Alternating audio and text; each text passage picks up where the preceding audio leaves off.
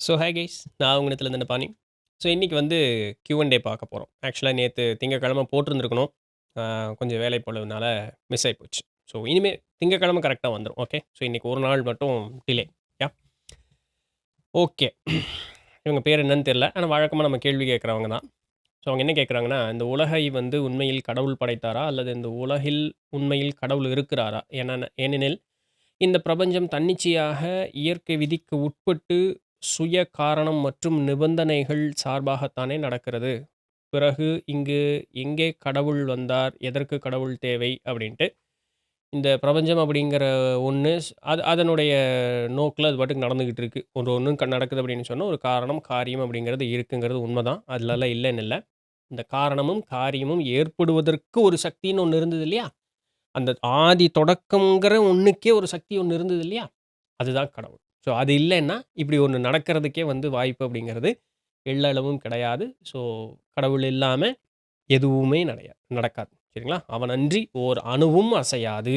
So அதுதான். So எல்லாத்திற்கும் அந்த சக்தி அப்படின்னு சொல்லக்கூடியது. அந்த சக்தியே உருவாவதற்கு ஒரு ஒரு இடம் இருந்தது இல்லையா? அதுவே கடவுள் தான். எஸ். யா. அடுத்து த குயின் ஆஃப் ஃப்ரேம்ஸ். அவங்க என்ன கேட்குறாங்கன்னா, அவங்க ஒரு வீடியோ பார்த்தாங்களாம்.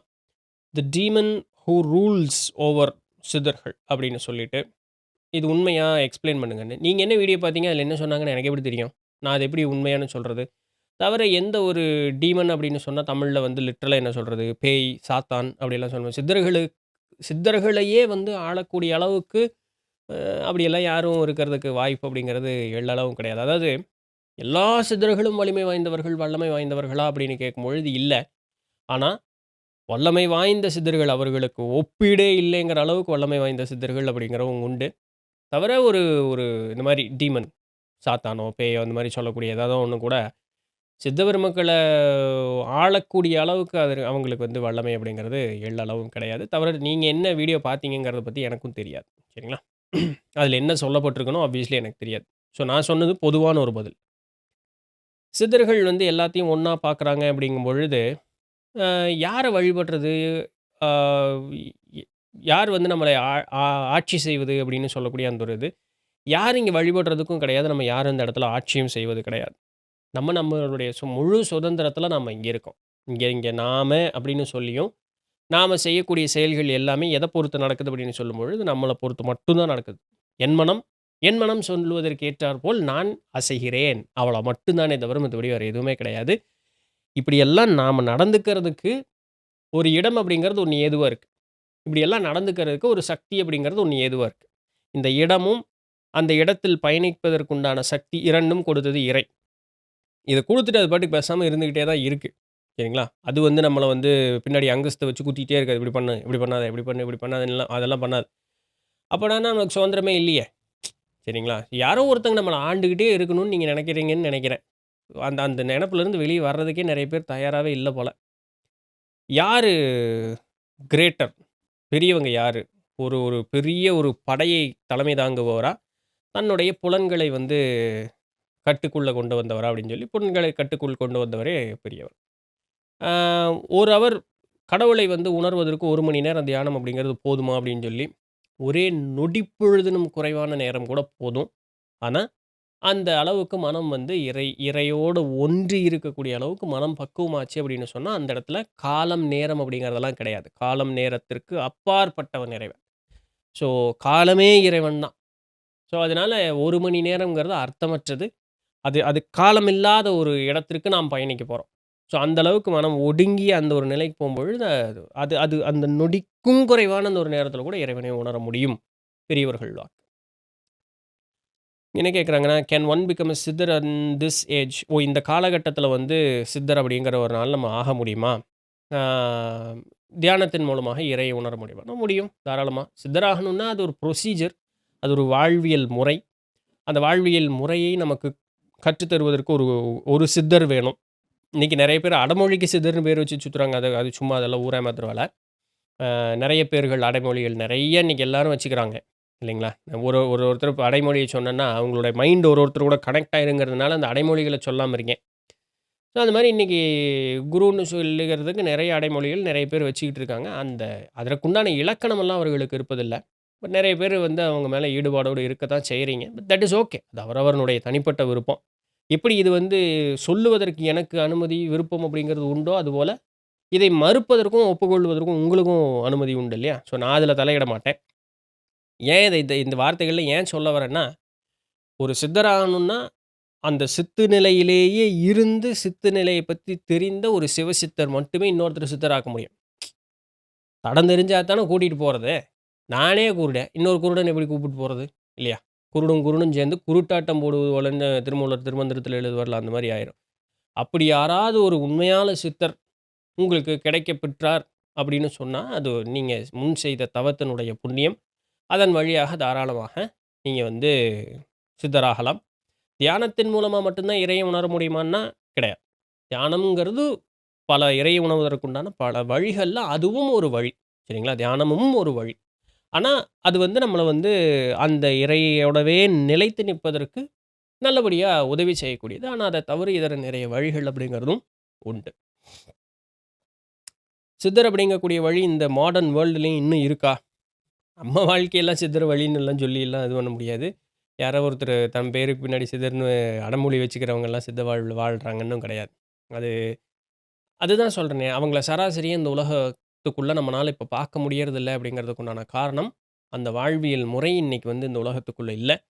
அவர்களும் இன்றளவும் வாழ்ந்து கொண்டிருக்கிறார்கள் அப்படிங்கிறது நம்மளுடைய கலாச்சாரத்தில இருக்கக்கூடிய அசைக்க முடியாத ஒரு நம்பிக்கையும் கூட. ஸோ காடுகள்லயும், மலைகள்லயும் தான் அவர்கள காண முடியும் அப்படிங்கக்கூடிய ஒரு சூழல்ல தான் இன்னைக்கு நம்ம இருக்கோம். நம்மோடே அவர்கள் இருந்தாலும் கூட, குறிகாணுவது அப்படிங்கிறது சிரமம் தான். சரிங்களா?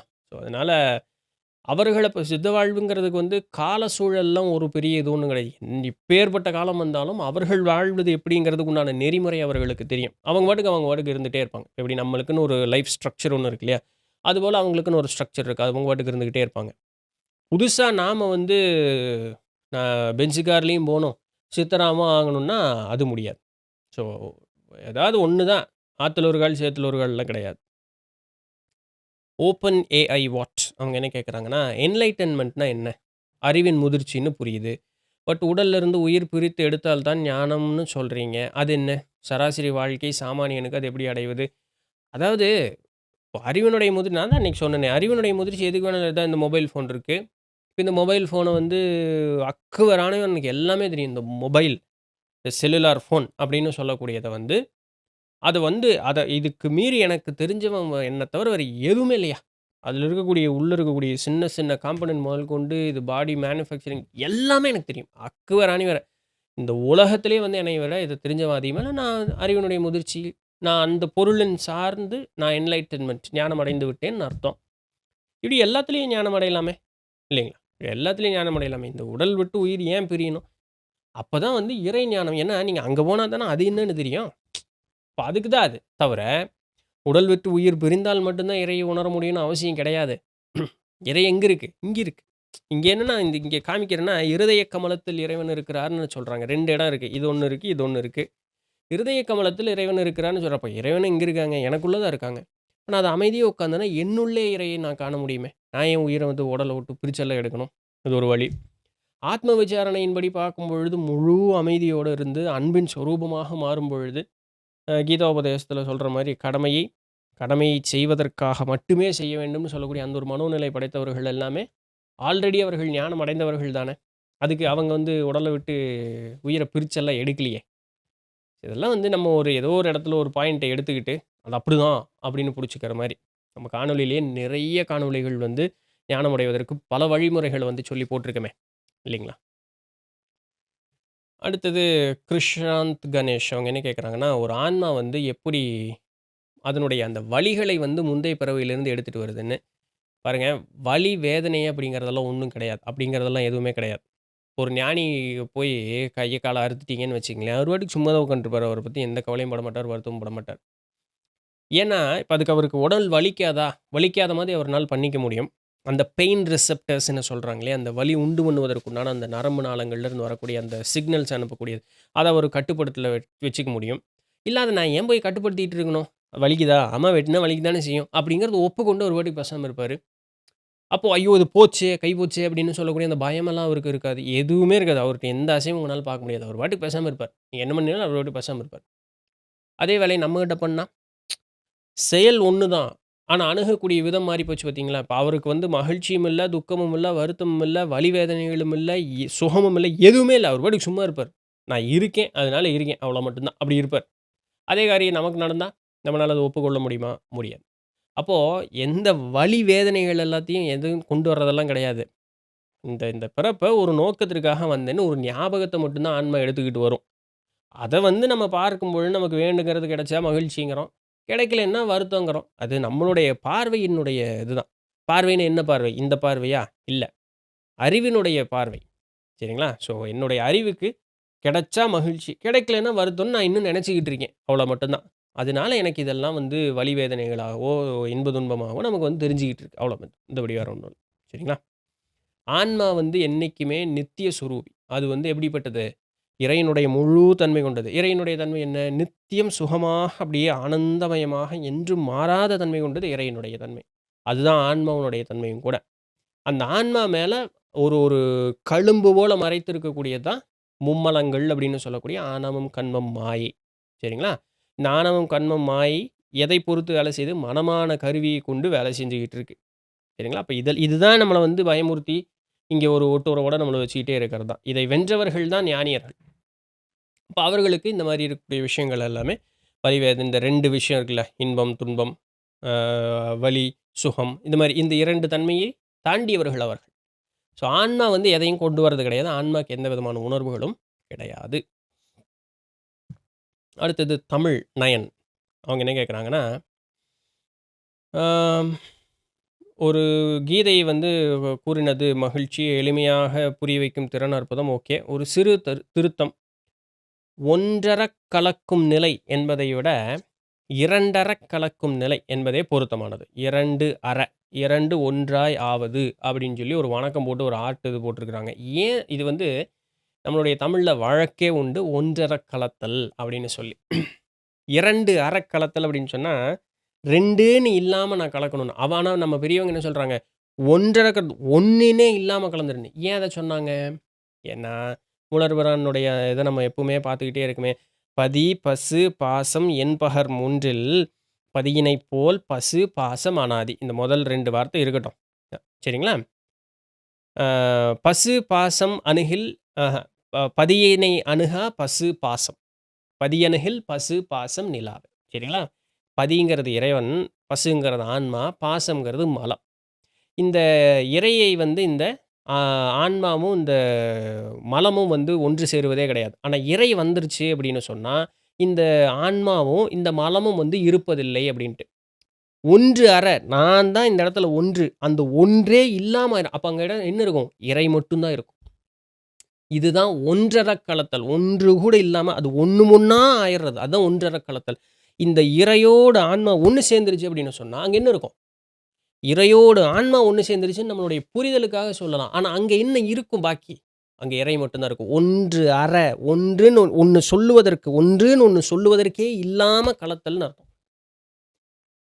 இந்த சொம்புல தண்ணி இருக்கு. இந்த தண்ணி இன்னொரு டம்ளர்ல ஊத்திர்றேன். அந்த டம்ளர் தண்ணிய திருப்பி இந்த சொம்புக்குள்ள ஊத்திர்றேன். இந்த டம்ளர் தண்ணி தான் இந்த இந்த டம்ளர்ல இருந்த இந்த தண்ணி தான் இந்த சொம்புக்குள்ள இருக்குன்னு நம்மனால திருப்பி சொல்ல முடியுமா? முடியாது.